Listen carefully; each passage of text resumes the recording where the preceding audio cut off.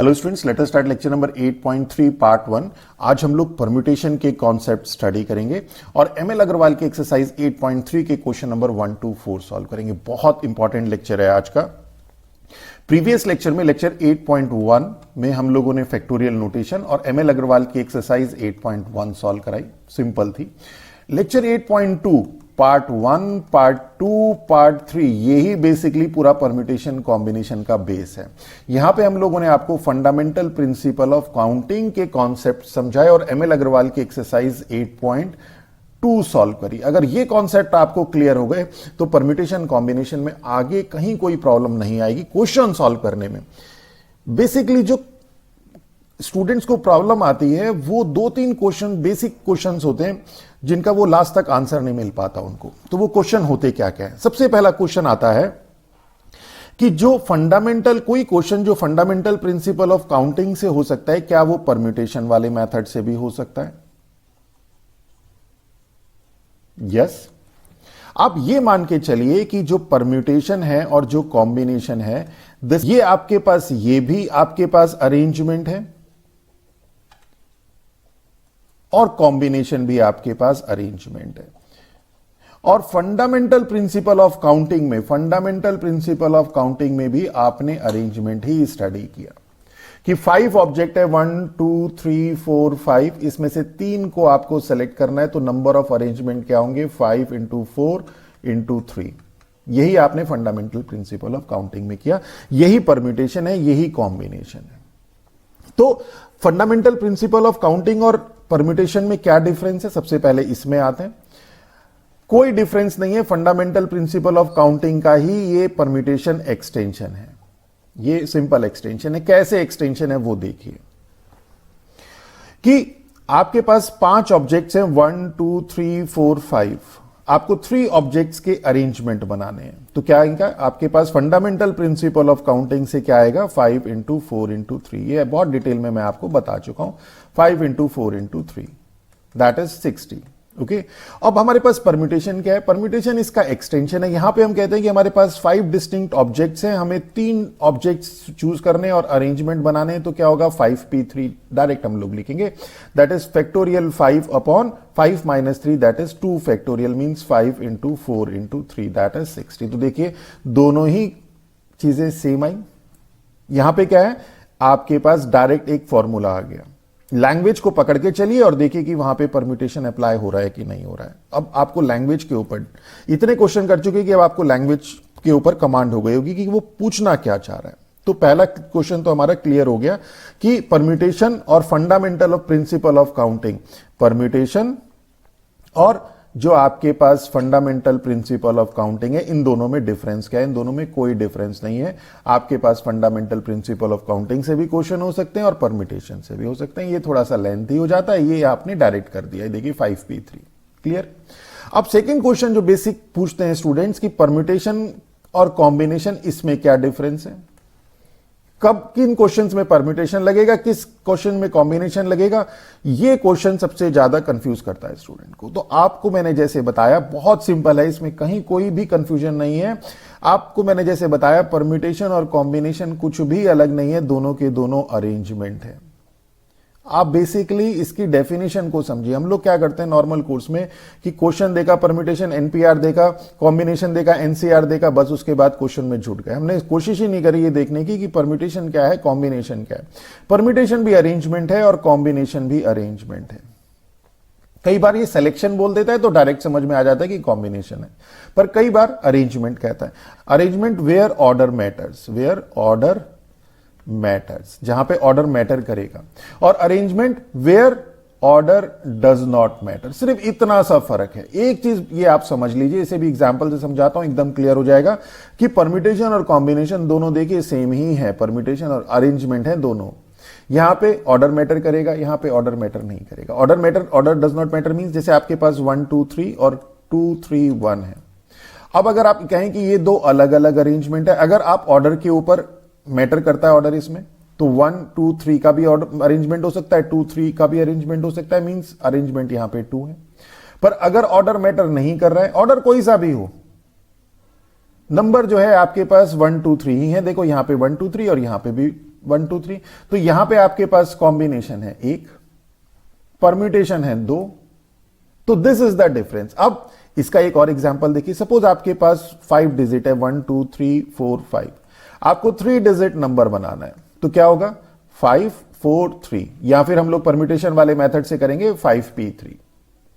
Okay, अब हमारे पास क्या है, 5 रेड बॉल्स हैं, एक जैसी दिखने वाली बॉल्स हैं, 1 2 3 4 5। आपको 3 बॉल्स सेलेक्ट करनी है, 3 बॉल्स सेलेक्ट करनी है। देखिए यहां पे तो वर्ड सेलेक्ट आ गया, इसलिए आप डायरेक्ट ही समझ जाएंगे कि कई बार बुक में ये भी कई बार इस तरह से भी समझाते हैं कि जहां पे वर्ड सेलेक्ट आ जाए वहां पे आप कॉम्बिनेशन लगा दीजिए, बट हमेशा ये ट्रू नहीं होता, ये फिर कंफ्यूज करेगा आपको। आपको अरेंजमेंट बनाने 3 बॉल्स के, तो आपके पास बॉल, आपके पास ये बॉल्स हो सकती हैं 3, ये बॉल्स हो सकती हैं, तो 3 3 का सिलेक्शन करना है। तो क्या होगा आपके पास, यहां होगा 5c3। 5p3 का मतलब होता है factorial 5 upon 5 minus 3 2 factorial. 5c3 का मतलब होता है factorial 5 upon 3 factorial and 5 minus 3 2 factorial. तो देखिए यहां पे सिर्फ ये वाली एक टर्म एक्स्ट्रा आ रही है। ये टर्म क्यों एक्स्ट्रा आ रही है वो भी मैं जब कॉम्बिनेशन का कॉन्सेप्ट समझाऊंगा तो आएगा। तो यहां पर सिर्फ इतना सा समझिए आप कि यहां पे जो आपने कोई 3 बॉल ली, ये तीनों बॉल आप इसको अगर जैसे मान लीजिए 1 2 3 है ये, तो यहां पे आप 1, ये पहली बॉल, ये दूसरी बॉल, यहां तीसरी बॉल ले लीजिए, तो ये दोनों अरेंजमेंट सेम ही तो हैं, क्योंकि तीनों रेड बॉल हैं और किसी के ऊपर जो है लिखा नहीं है कि 1 2 3 मार्क्स। तो आप पहली दूसरी तीसरी बॉल लीजिए या दूसरी तीसरी पहली बॉल लीजिए। तो अरेंजमेंट यहां पे क्या हो रहा है, इट मींस यहां पे ऑर्डर मैटर नहीं कर रहा है, यहां पे ऑर्डर मैटर नहीं कर रहा है। तो इसलिए जो अरेंजमेंट बनेंगे वो बनेंगे 5c3। तो this is the difference only between permutation and combination. आप इसे अगर सिलेक्शन वाले से करेंगे कि इसमें हमें 3 बॉल सेलेक्ट करनी है, तो वहां से भी हो जाएगा, बट हर क्वेश्चन में वो अप्लाई नहीं होता। क्लियर हो गया। तो यहां पे हमने दोनों आपको चीजों के जो 2 बेसिक जो क्वेश्चंस हैं जो हमेशा इस पूरे चैप्टर में स्टूडेंट्स को कंफ्यूज करते हैं, वो दोनों बता दिए कि FPC fundamental principle of counting और परम्यूटेशन, इसमें क्या डिफरेंस है, इसी का एक्सटेंशन है।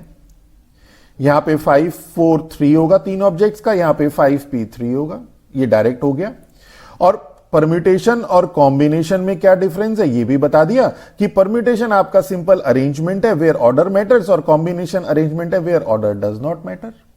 क्लियर। अब जब कॉम्बिनेशन का टॉपिक हम लोग शुरू करेंगे तो उसमें ये जो आपके पास एक्स्ट्रा टर्म 5c3 में फैक्टोरियल 5 अपॉन फैक्टोरियल 3 2 फैक्टोरियल है, ये फैक्टोरियल 3 कहां से आता है ये भी मैं बताऊंगा। तो चलिए अब हम लोग देखते हैं परम्यूटेशन।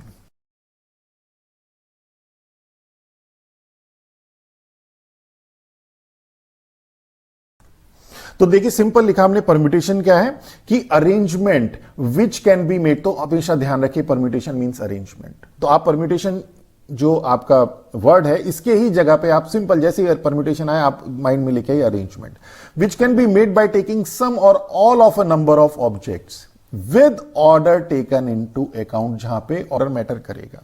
ओके, तो अब इसकी थ्योरम क्या कहती है, मैंने आपको एग्जांपल बताई दिया कि आपके पास 1 2 3 4 5 ऑब्जेक्ट्स हैं, 3 आपको चूज करने हैं, तो ये आपके पास परम्यूटेशन आ गया। थ्योरम क्या कहती है,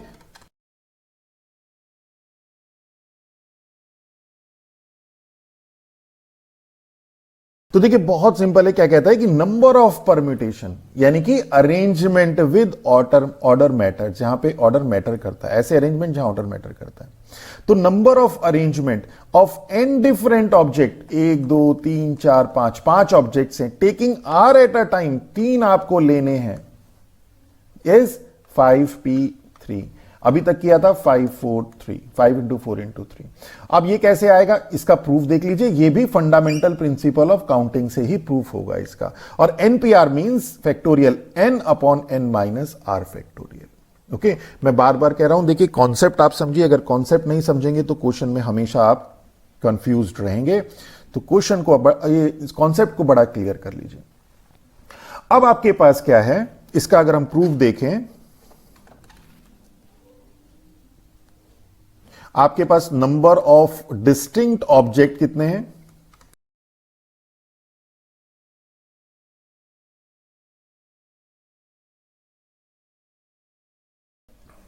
अब देखिए आपके पास ऑब्जेक्ट्स कितने हैं, n डिस्टिंक्ट ऑब्जेक्ट हैं।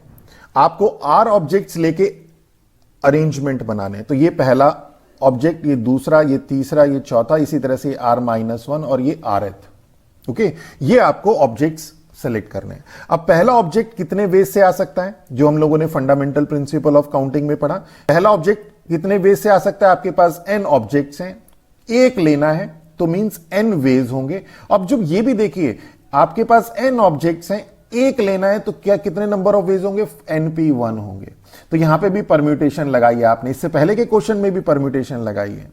वहां पे हम डायरेक्ट कह देते थे कि n ऑब्जेक्ट्स हैं आपके पास, कोई एक लेना है, कितने नंबर ऑफ वेज हो सकते हैं, n वेज हो सकते हैं। परम्यूटेशन से करेंगे तो np1 हो जाएगा, तो यहां तो हो जाएगा n। सेकेंड ऑब्जेक्ट चूज करना है। अब आपके पास ऑब्जेक्ट बचे n-1, तो सेकेंड ऑब्जेक्ट n-1 वेज से, थर्ड ऑब्जेक्ट n-2 वेज से। ओके, और जो rth ऑब्जेक्ट है, अब देखिए जो सेकेंड ऑब्जेक्ट है इसमें -1 है, जो थर्ड ऑब्जेक्ट है इसमें -2 है, जो फोर्थ ऑब्जेक्ट है उसमें -3 है। तो जो आपके पास rth ऑब्जेक्ट है उसमें n-r-1 होगा। इससे पहले वाला जो ऑब्जेक्ट है इसमें n-r-2 होगा। तो n- और जो आपके पास माइनस होकर यहां पे डिजिट लिखी है, वो जो आपके पास ऑब्जेक्ट है उससे एक लेस है। क्लियर? तो जो टोटल नंबर ऑफ अरेंजमेंट है bye fundamental principle of counting, वो क्या है, n-1, n-2, n-3 and so on n-r+1। n-r-1 means ये जो आपके पास था n-r+1 हो गया। क्लियर? अब इसी को हम थोड़ा सा सॉल्व करके लिख लेते हैं और हमारे पास आ गया। यही हमारे पास npr है। कैसे कि n-1, n-2, n-3 and n-r+1। अब इससे एक लेस नंबर क्या होगा, n-r होगा। इससे एक लेस नंबर क्या होगा, n-r -1 होगा। और एक कम करते चले जाएंगे, लास्ट में आपको क्या मिलेगा, 3, 2, 1 मिलेगा। इससे हमने मल्टीप्लाई कर दी। देखिए यहां पे हम ये टर्म एक्स्ट्रा ले, तो मल्टीप्लाई करी तो डिवाइड भी करेंगे, तो n-r, n-r -1, n-r -2 एंड 3, 2, 1। अब अगर आप फैक्टोरियल नोटेशन को देखें तो n से शुरू हो रहा है 1 तक जा रहा है, मींस फैक्टोरियल n अपॉन, यहां n-r से शुरू हो रहा है 1 तक जा रहा है, मींस n-r फैक्टोरियल। और by definition this is npr।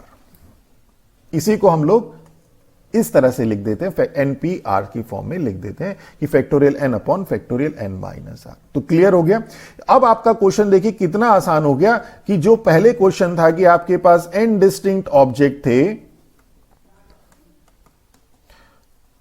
उसमें से आपको r ऑब्जेक्ट्स लेके अरेंजमेंट बनाने थे, तो कैसे बनाते थे, n फिर n-1 फिर n-2 और फिर n-r+1। और अब क्या करेंगे, ये फंडामेंटल प्रिंसिपल ऑफ काउंटिंग है। और अब क्या करेंगे, परम्यूटेशन वाले मेथड से सीधा लिखेंगे, n डिस्टिंक्ट ऑब्जेक्ट हैं, r आपको चूज करने हैं, तो नंबर ऑफ अरेंजमेंट क्या होंगे, npr, where order taken into account, where order matters. Clear हो गया? तो दिस इज द परम्यूटेशन। चलिए अब देखते हैं। अब देखिए आपके पास एक एग्जांपल ले लेते हैं कि आपके पास 3 स्टूडेंट्स हैं। कौन कौन से स्टूडेंट्स हैं आपके पास, हैं राम, श्याम एंड मोहन। ठीक है, इन्हें स्पीच देनी है। अब स्पीच देने के लिए कितने नंबर ऑफ अरेंजमेंट हो सकते हैं, कौन पहले जाएगा? तो सबसे पहला हम लोगों ने आपको सबसे पहले एक्सरसाइज कराई थी, उसमें कराया था listing method. Fundamental principle of counting से भी पहले था आपका लिस्टिंग मेथड। लिस्टिंग मेथड में क्या होगा, RSM होगा, आप फिर RMS होगा, SMR, SRM, MRS and MSR। Okay, R fix कर दीजिए ये दोनों, फिर इनको रिवर्स कर दीजिए, फिर S फिक्स कर दीजिए ये दोनों, इन दोनों को रिवर्स कर दीजिए। तो लिस्टिंग मेथड था। टोटल नंबर ऑफ अरेंजमेंट हो गए 6। अब हम लोगों ने लिया फंडामेंटल प्रिंसिपल ऑफ काउंटिंग, उसमें हम लोगों ने कहा पहला स्टूडेंट सेलेक्ट करने की चॉइसेस 3, देन दूसरा 2, देन तीसरा 1, that is 3 into 2 into 1, that is 6। अब हमने लिया परम्यूटेशन मेथड।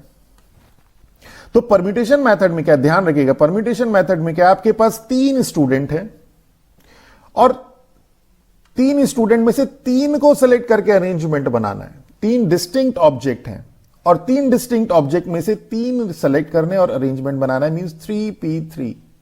ओके, तो that is factorial 3 upon 3 minus 3 factorial 0 factorial. 0 factorial बताया था 1 होता है, तो 3 into 2 into 1 upon 1 that is 6। तो देखिए तीनों हो गए। ओके, लिस्टिंग से लिस्टिंग टफ पड़ रहा था, फिर फंडामेंटल प्रिंसिपल ऑफ काउंटिंग आया, आपने कहा सर ये आसान है, इससे करना शुरू कर दिया। जब प्रैक्टिस हो गई फिर आपने परम्यूटेशन, अब देखिए आ गया तो परम्यूटेशन। तो यहां पे सिर्फ आपको ध्यान रखना है कि अरेंजमेंट मैटर कर रहा है या नहीं कर रहा है। जब अरेंजमेंट मैटर करे तो परम्यूटेशन, जब नहीं मैटर करे तो कॉम्बिनेशन। क्लियर?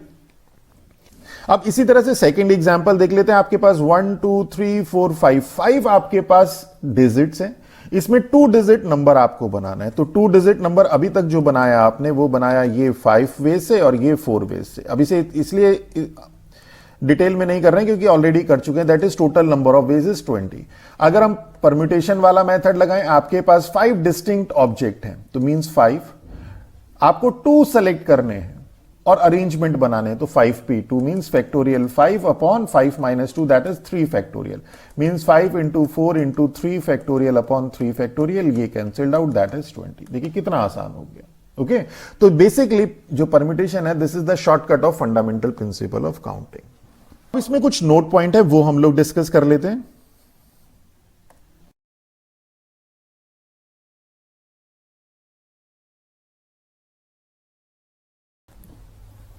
तो देखिए नंबर ऑफ, अब ये क्या कहते हैं कि number of permutation of n distinct object taking r at a time. आपके पास n ऑब्जेक्ट्स हैं, डिस्टिंक्ट हैं, 1 2 3 4 5, r एट अ टाइम 3 आपको लेने हैं।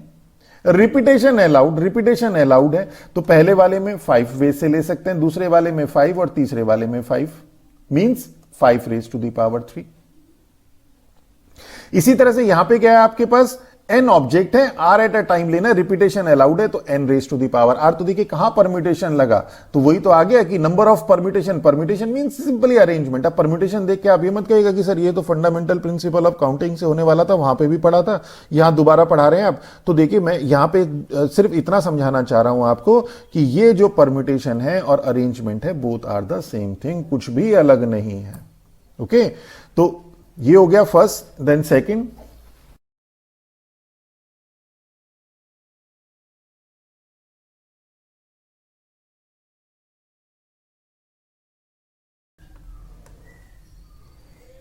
अब देखिए जब तक आप इसको कॉन्सेप्ट को नहीं समझेंगे, इसे डायरेक्ट लर्न करने की कोशिश करेंगे तो हमेशा क्वेश्चन में कंफ्यूज रहेंगे।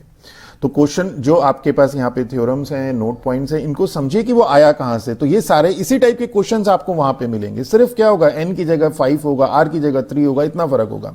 तो आप डायरेक्ट फॉर्मूला कहीं पे भी अप्लाई नहीं कर पाएंगे क्योंकि वहां पे लैंग्वेज वाले क्वेश्चंस हैं। तो लैंग्वेज वाले क्वेश्चन में आप यही आइडेंटिफाई नहीं करेंगे कि उसकी लैंग्वेज इससे मैच करती है नहीं करती है, तो आपको कॉन्सेप्ट समझने पड़ेंगे। तो क्या कहते हैं, number of permutation of n different object, and permutation means arrangement of n different object, n objects हैं आपके पास, taking r at a time. r आपको एक टाइम पे लेने हैं, मींस यहां पे आपके पास 1 2 3 4, यहां पे आपके पास 1 2 3 4 5 6, ये n ऑब्जेक्ट्स हैं, ये 1 2 3, ये r एट अ टाइम आपको लेने हैं। क्या कहता है, when a particular object is always included in any arrangement, कि जब कोई एक ऑब्जेक्ट जो है वो हमेशा इंक्लूडेड रहे हर एक अरेंजमेंट में। यानी इस अरेंजमेंट में एक ऑब्जेक्ट, यानी कि ये वाला सपोज आपका हमेशा रहेगा, इसमें आपका ये वाला हमेशा रहेगा। ओके, तो अब आपके पास क्या हो गए, अब आपके पास टोटल जो ऑब्जेक्ट्स बचे वो बचे n-1। ये एक हमेशा यहां पे रहना ही है, तो आपके पास जो स्पेस बचा वो कितने का बचा, r-1 का बचा। तो सबसे पहले हम क्या करते हैं, n-1 में से r-1 ऑब्जेक्ट हम कितने नंबर ऑफ वे से सेलेक्ट कर सकते हैं वो देख लेते हैं। तो n-1 p r-1। देखिए इसी का एक क्वेश्चन बहुत इंपॉर्टेंट है, क्वेश्चन नंबर 14, वो इसी का एक्सटेंशन है, इसके एक और कंडीशन उसने लगा दी है इसमें।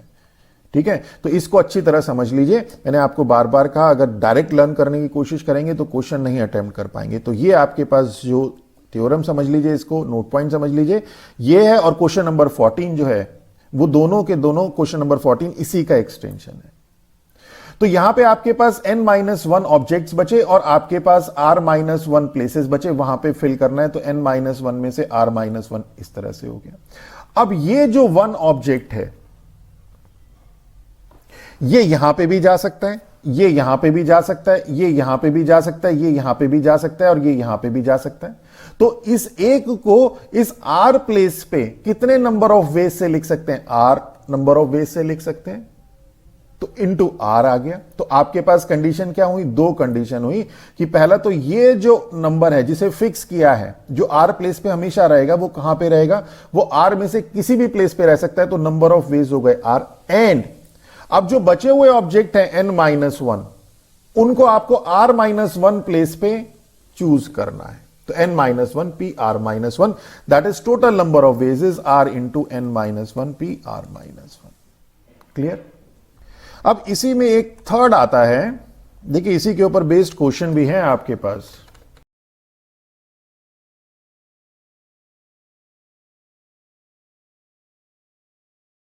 तो देखिए इन फॉर्मूलों को तो हम डायरेक्टली यूज नहीं करेंगे, हमेशा जब भी इस तरह के क्वेश्चन आएंगे तो हम लोगों को दोबारा से उसको सोचना पड़ेगा।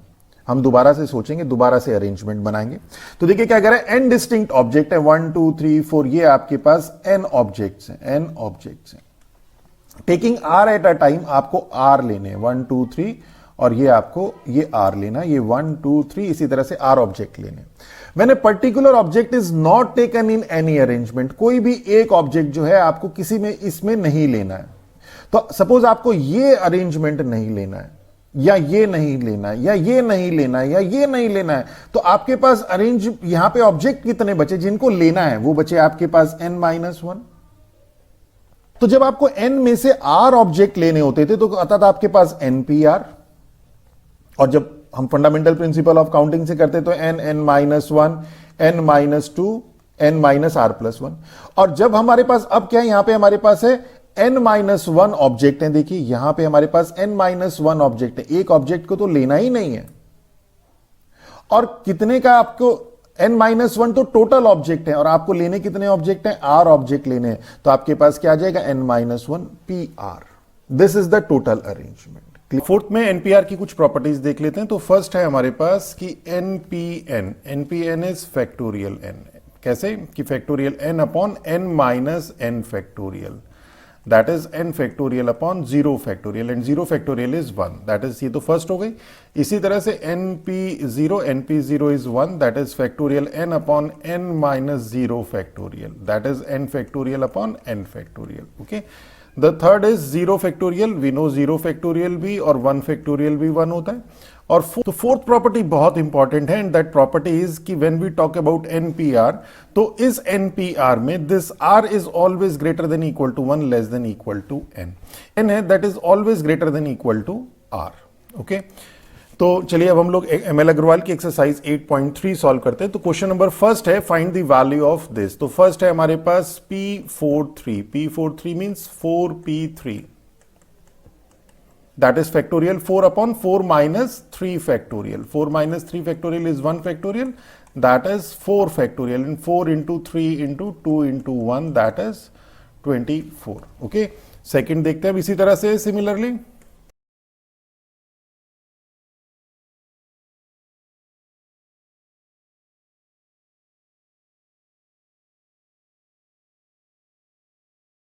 तो देखिए कितने सिंपल थे, सिंपल कुछ नहीं, 65P2 आपने सॉल्व कर लिया, यू गेट 4160।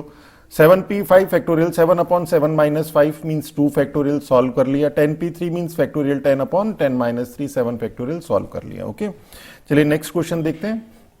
अब हमें प्रूव करना है इसको, तो हम लोग प्रूव करने के लिए फर्स्ट पार्ट की राइट हैंड साइड ले लेते हैं। राइट हैंड साइड थोड़ी एक्सपेंडेड फॉर्म है, तो 9P3 प्लस 3 इंटू 9P2, तो इसे हम लोगों को राइट हैंड साइड में है 10P3, 10P3 means factorial 10 upon 7 factorial लेके आना है। तो हम ये बनाएंगे इसको। तो यहां देखें 9P3 is factorial 9 upon 9 minus 3 means 6 factorial plus 3 into 9 factorial upon 7 factorial. Okay, अब देखिए न्यूमरेटर में तो आपके पास दोनों में 9 फैक्टोरियल है और डिनोमिनेटर में यहाँ पे 6 है फैक्टोरियल है, यहाँ 7 फैक्टोरियल है। तो हम क्या करते हैं, यहाँ 7 फैक्टोरियल बनाने के लिए न्यूमरेटर और डिनोमिनेटर में 7 से मल्टीप्लाई कर देते हैं, mean 7 into 9 factorial upon 7 into 6 factorial plus 3 into 9 factorial upon 7 factorial, and this become 7 into 9 factorial upon 7 into 6 factorial is 7 factorial plus 3 into 9 factorial upon 7 factorial. अब इसमें से 9 फैक्टोरियल अपॉन 7 फैक्टोरियल तो common आ गया, numerator में बचा 7 plus 3 that is 10 into 9 factorial upon 7 factorial and this is 10 factorial upon 7 factorial and this is 10p3। Okay, and this is our right hand side. इसी तरह से हमारे पास सेकेंड और third part भी आएगा।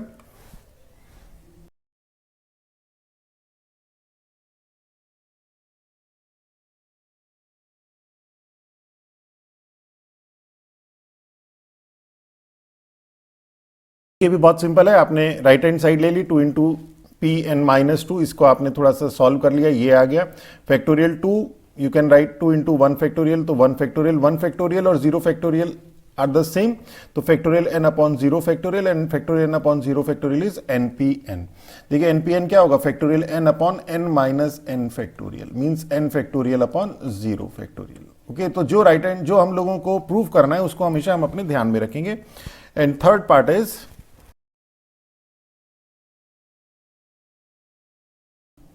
तो थर्ड पार्ट तो बहुत सिंपल है, npn minus 1 right hand side ले ली, this become factorial n upon 1 factorial और 0 फैक्टोरियल आर सेम, 1 ही होती है दोनों की वैल्यू, और n factorial upon 0 factorial is npn and this is our left hand side.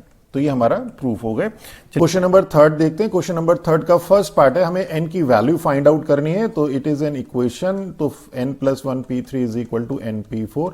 इसे सॉल्व कर लीजिए थोड़ा सा, n plus 1 factorial upon n plus 1 minus 3, n plus 1 minus 3 factorial is equal to factorial n upon n minus 4 factorial. एक question detail में कर लेते हैं, बाकी फिर थोड़ा सा हम लोग शॉर्टकट करेंगे।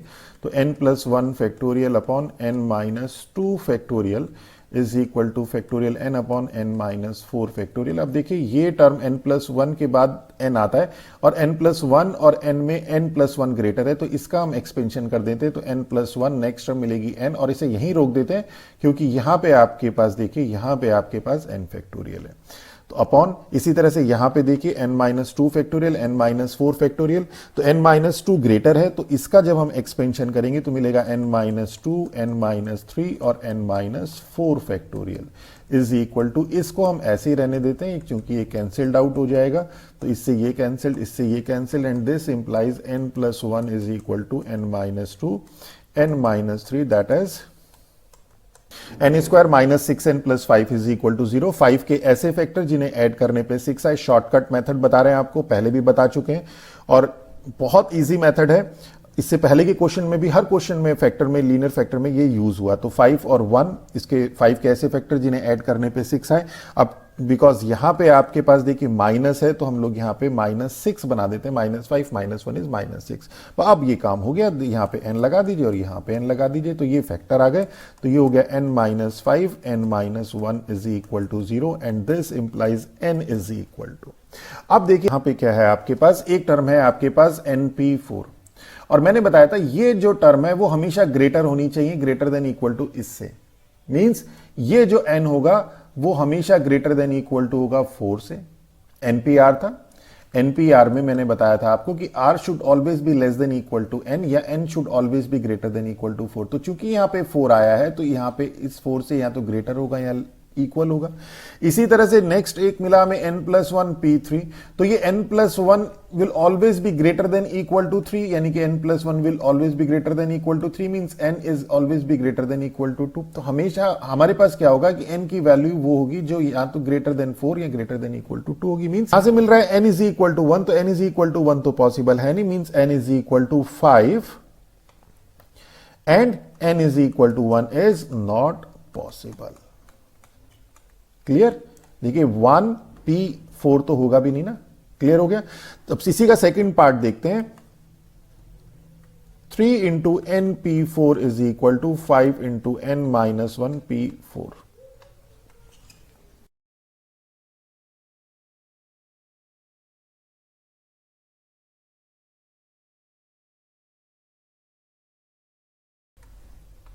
तो देखिए बहुत सिंपल था, हमने इसको np4 और n-1 p4 को थोड़ा सॉल्व कर दिया। इस फैक्टोरियल n को हम लोगों ने लिख दिया n-1 फैक्टोरियल। उससे क्या फायदा हुआ, ये n- फैक्टोरियल आपका कैंसिल्ड आउट हो गया ये वाला। और इस n माइनस 4 फैक्टोरियल को लिख दिया n माइनस 5 फैक्टोरियल। उससे ये फायदा हुआ कि ये n माइनस 5 फैक्टोरियल से ये कैंसिल्ड आउट हो गया। बस इसके बाद इसकी क्रॉस मल्टीप्लाई कर दी, थोड़ा सॉल्व कर दिया और n is equal to linear equation I, n is equal to 10। अब इसी तरह से थर्ड देखते हैं, इसका थर्ड पार्ट है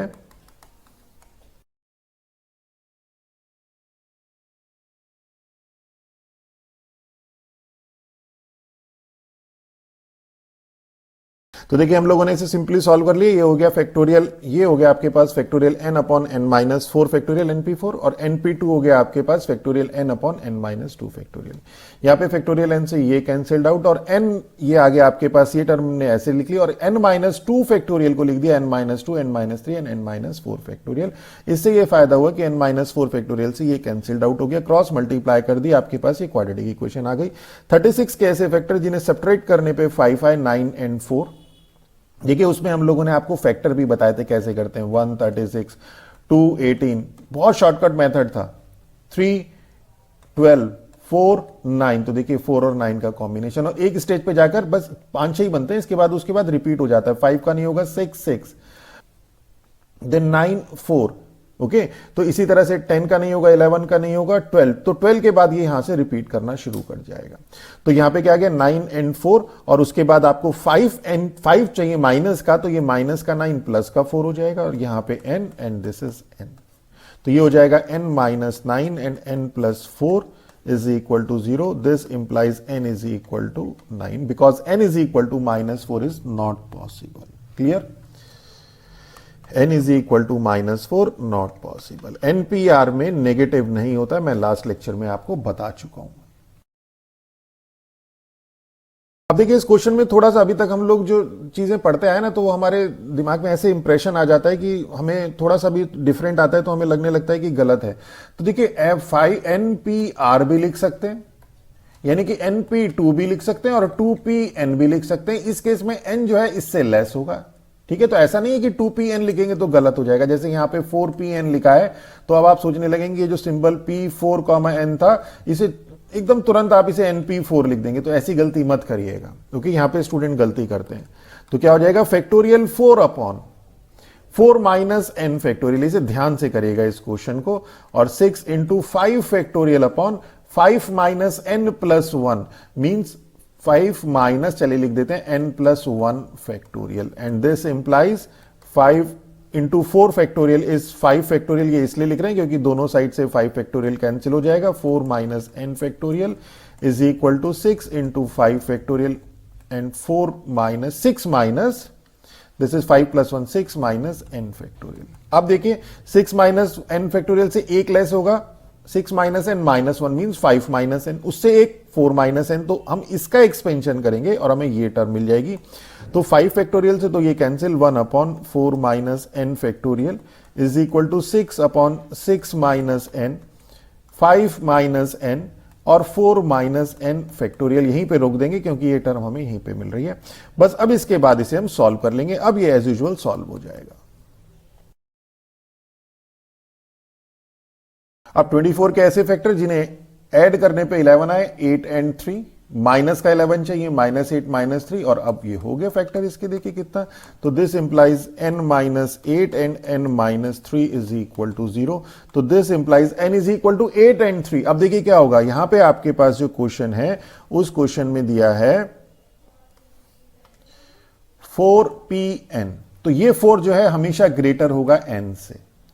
5PN माइनस 1, 5 हमेशा ग्रेटर होगा n माइनस 1 से, mean 6 greater than equal to n, means n should always be less than equal to 6। यहां से निकल के आया और पहले वाले से हमारे पास ये निकल के आया इस वाले से कि n should always be less than equal to 4, और यहां से निकल के आया n should always be less than equal to 6। तो क्या होगा इस दिस और दिस, तो क्या हो जाएगा n should always be less than equal to 4।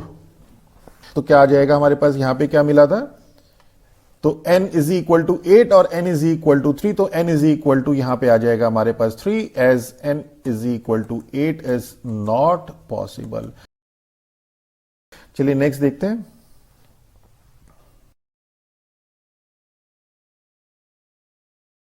तो देखिए ये आपके पास सिंपल आ गया। अब जब आपके पास रेशो है 2:3 तो 2/3 लेते ना इसे। अब आपके पास है यहां पे ये भी फ्रैक्शन है और ये भी फ्रैक्शन है, तो यहां तो आप इसको इसके डिनोमिनेटर में ले लीजिए, या फिर क्या करिए इसको मल्टीप्लाई कर देते हैं हम लोग, यहां पे मल्टीप्लाई कर देंगे और ये जो फ्रैक्शन वाली टर्म आएगी इसका हम रिवर्स कर देंगे। कैसे देखिए, n-1 P3 तो हो जाएगा n-1 factorial upon n-1 -3 means n-4 factorial. अब यहां तो यहां पे लिखें डिनोमिनेटर में n+1 P3 को एक्सपेंड करके कि n+1 factorial upon n+1 -3 means n-2 factorial. और या फिर हम क्या करें, इसे मल्टीप्लाई करके multiply n+1 factorial upon n+1 -3 means n-2 factorial, इस तरह लिख दें 5/12। तो क्या होता है देखिए, छोटी छोटी चीजें हैं, थोड़ा सा क्वेश्चन को इजी कर देती हैं। तो क्या हो जाएगा,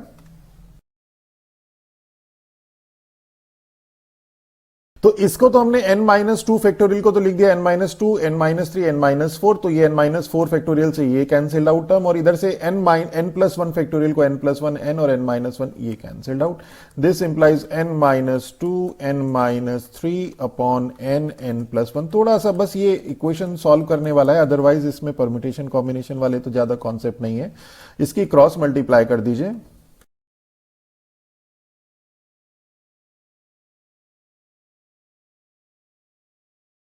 तो 72 इंटू 7 के ऐसे फैक्टर, 72 इंटू 7 दैट इज 504 के ऐसे फैक्टर जिन्हें ऐड करने पे 65 है। दैट इज वैसे भी देखिए 75 को you can write 8 into 9 into 7, तो आप इसके कॉम्बिनेशन बना लीजिए। तो 8 7 जा 56 एंड 9, 56 एंड 9 ये आपके पास कॉम्बिनेशन आ गए।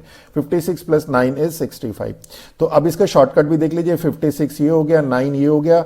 अब ऐड करने पे 65 तो आ रहा है, पर माइनस का 65 है, माइनस आ गया, एन यहां लगा दिया, और चूंकि यहां पे आपके पास n स्क्वायर का कोफिशिएंट 7 है तो 7 से डिवाइड भी कर दिया, मींस ये हो गया आपके पास, और यहां पे 7 से मल्टीप्लाई भी कर देते हैं, तो ये हो जाता है आपके पास 7 इंटू n-8 और n-9 upon 7 is equal to 0, and this implies n is equal to 8। Fraction में तो n की वैल्यू हो नहीं सकती, तो this is our answer, n is equal to 8। तो आज के लेक्चर में बस इतना ही। तो नेक्स्ट लेक्चर में हम लोग एमएल अग्रवाल के एक्सरसाइज 8.3 के ही आगे के क्वेश्चन सॉल्व करेंगे। मेरा लेक्चर अगर आप लोगों को अच्छा लगा हो तो अपने फ्रेंड्स के साथ शेयर कीजिए, लाइक करिए, कमेंट करिए। With that all, thank you.